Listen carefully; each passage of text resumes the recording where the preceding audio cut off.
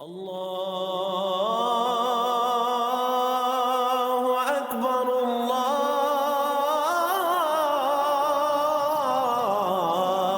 اکبر۔ اعوذ باللہ من الشیطان الرجیم، بسم اللہ الرحمن الرحیم۔ فکر اقبال میں تمام ساتھیوں کو خوش آمدید۔ بہت سے ساتھیوں نے، بہت سے ویورز نے یہ بات پوچھی، کچھ چیزیں ہیں جو ہمیں تنگ کرتی ہیں۔ وہ کیا چیزیں ہیں؟ وہ کس طرح ہوتی ہیں؟ بہت سے لوگوں نے مجھ سے سوال بھی پوچھا ہے۔ یہ ہوتی ہیں بیسکلی بد ارواح، جو کہ انسانوں کے جسم میں گھس کر تنگ بھی کرتی ہیں۔ اب یہاں پہ دو چیزیں ہیں کہ بد ارواح ہے کیا، تنگ کیسے کرتی ہیں، جسم میں کیسے گھستی ہیں، اور ان سے چھٹکارا کس طرح حاصل کر سکتے ہیں۔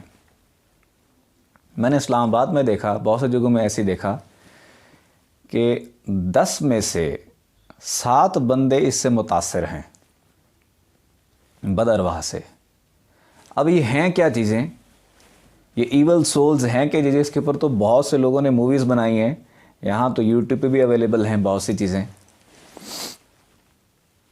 لطائف ہر انسان کے اندر موجود ہیں، جس کا ذکر بار بار ہو چکا ہے۔ روح کی نائب 7 لطائف ہیں، قلب، روح، سری، خفی، اکفا، انا، نفس۔ یہ روح کی نائب مخلوقیں ہیں۔ اس کے مزید آگے جزے ہیں: قلب سلیم، قلب منیب، قلب شہید، نفس امارہ، لوامہ، ملہمہ، مطمئنہ۔ یہ روحوں کا کارواں ہے جو آپ کے اندر بند ہے۔ اب آپ کی مرضی ہے، ان کو طاقت دیں نور کی، کیونکہ ان کو اندر زندہ رہنے کے لیے ان کو طاقت کی اور قوت کی ضرورت ہے۔ نور کی طاقت دیں تو یہی مخلوقیں ولی بن جاتی ہیں، آسمانوں کی طرف پرواز کرتی ہیں۔ نور کی طاقت اتنی ہوتی ہے کہ فرشتوں کو بھی پیچھے چھوڑ جاتی ہیں، انسان اشرف المخلوقات ہو جاتا ہے۔ قبر میں چلے جائیں، یہ مخلوقیں جسم سے باہر نکل کر لوگوں کو فیض بھی دیتی ہیں، قبر میں بیٹھ کر بھی عبادت کرتی ہیں اور ولی بن جاتی ہیں۔ دوسرا طریقہ کیا ہے؟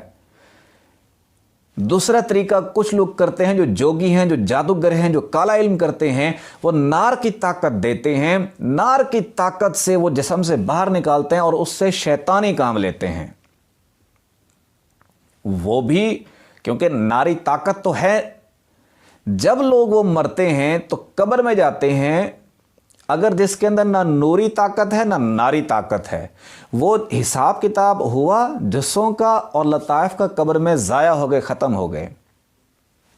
لیکن جن کے جسوں میں، جن کے لطائف میں ناری طاقت ہوتی ہے تو وہ بد ارواح بن جاتی ہیں۔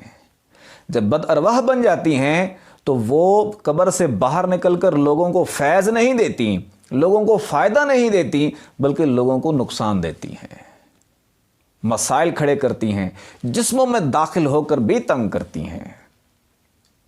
اور اس دور میں تو شیطانی قوتیں عروج پر ہیں، اور یہ مسئلہ تقریباً ہر گھر میں ہی ہو رہا ہے۔ اس کا علاج کیا ہے؟ اس کا بہترین علاج اللہ کا ذکر ہے۔ جیسے مچھلی کو پانی سے باہر نکالیں اور اس کا دم گھٹنے لگ جاتا ہے، اس کا سانس نکلنے لگ جاتا ہے، جہاں ذکر اللہ کی محفل ہوتی ہے یا جس دل میں اللہ کا ذکر جاتا ہے تو ان چیزوں کا سانس بند ہونے لگتا ہے اور وہ چیزیں اس جگہ کو چھوڑ جاتی ہیں۔